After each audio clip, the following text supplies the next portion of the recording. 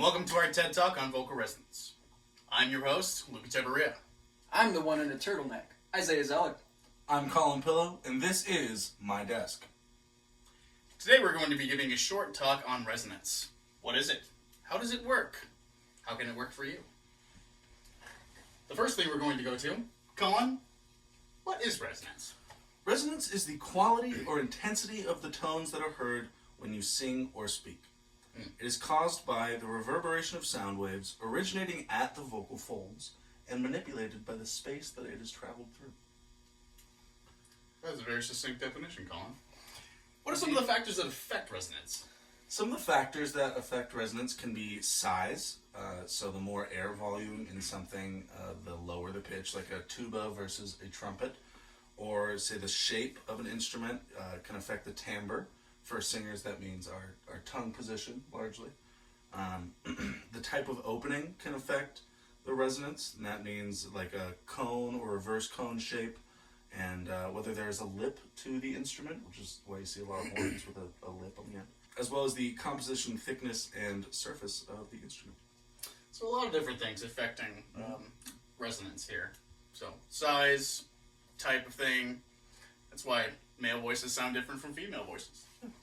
So why is the human voice different from other resonators, speaking of?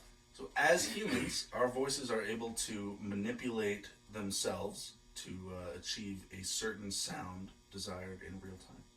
In real time? In real time. Oh my god. Wow.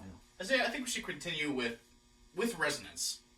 What's the difference between sympathetic and conductive resonance? Thank you, Luke. So the essential difference between sympathetic and conductive resonance is what causes the resonator to start vibrating. Okay. Mm-hmm. So in sympathetic resonance, there's no physical contact between the resonator and the vibrating body. This is like how listeners will interpret sound. Like this. Luke, can you give me a note? No. Thank you. Colin and I have just experienced sympathetic resonance. Are there any other kinds of resonances? Yes, there are. Gotta ask. The other one is conductive resonance. In conductive resonance, the resonator starts vibrating because it is in physical contact with a vibrating body. Like, for example, in our own bodies, we have cartilage and bone, and like in our chest and up through our head, that vibrate because they're in contact with the vibrating body, which would be like our vocal folds. Conductively. Yes. Indeed. Fantastic. Mm-hmm. So what is the vocal tract? What facilitates all this happening? Yes, so the vocal tract is the space that starts at your vocal folds and ends at the edge of your lips, in which air travels through and phonation takes place. What are the different parts that line the vocal tract? There are a good amount of parts that line the vocal tract. That's perfect. Yes. Okay. This would include the lips, the tongue. Yes, Colin, that's your tongue. The jaw, right here. Your soft palate. That can open and close your nasal cavity, as I just demonstrated by snoring. Your larynx, your head, and the cheeks. Not those cheeks. These cheeks. Oh. Alright, so that'll do it for me. Luke, do you think you could take it over and discuss and describe the vocal resonators? Yes, I think so. So, as far as vocal resonators go within the body, there are 6 primary vocal resonators. 6. Starting from lowest to highest, we have your chest, your tracheal tree, or from your lungs, the tube that goes all the way up your vocal tract, the larynx, the pharynx, the oral and nasal cavities, and your sinuses. So these have varying effects on vocal resonance. Some are more important than others. The most important being your pharynx, or the pharyngeal space.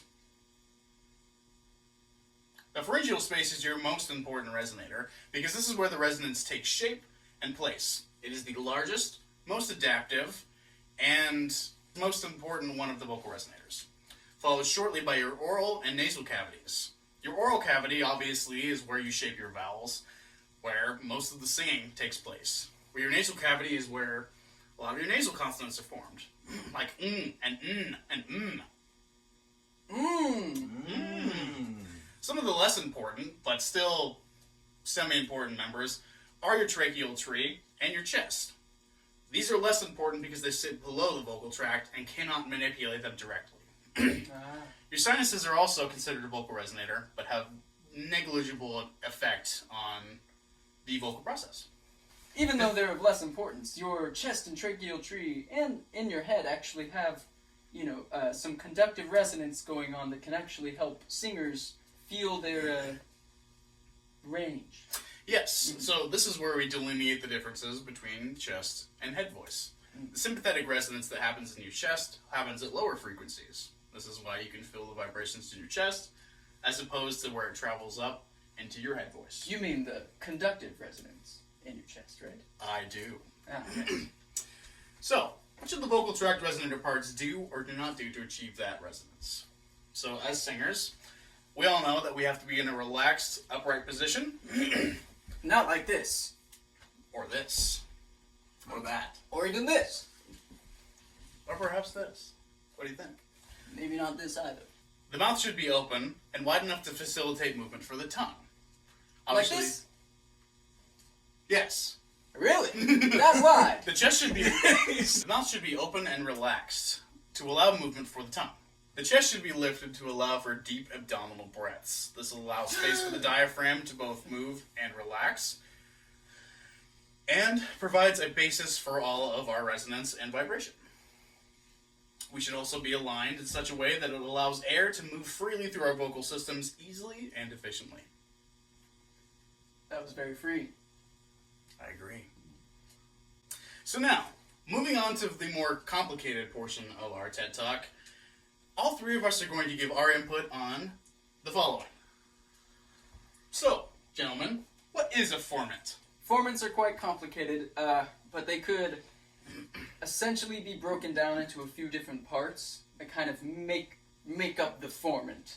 Right. And so things that are included in formants would be The basis of individual pitches, and then how that pitch resonates within the space, and then how that space and that pitch resonates with an overtone sequence. Yeah, so formants is like how we can optimize the harmonics above the fundamental that we're singing. Yeah, it's manipulating the space to get the perfect series of overtones that will give us brilliance. yes. I think it's a complex system that interconnects these three concepts to achieve the perfect amplification for an ideal pitch in an ideal space. With and perfect amplification meaning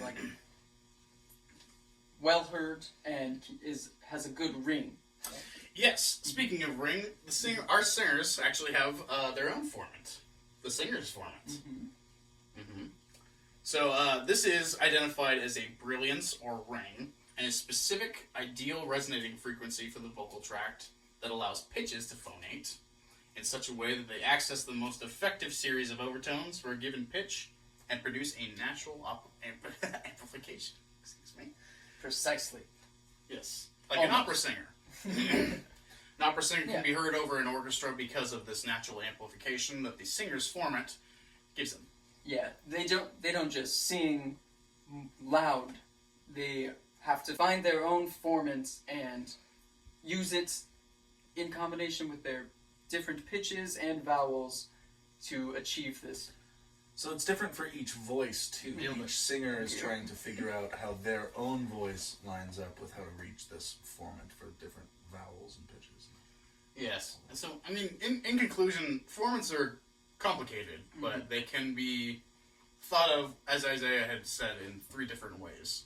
The basis of the pitch, the space that the pitch resonates in, and how that resonance in that space affects a series of overtones. We hope that you enjoyed this little TED Talk and this sit down with us. Goodbye.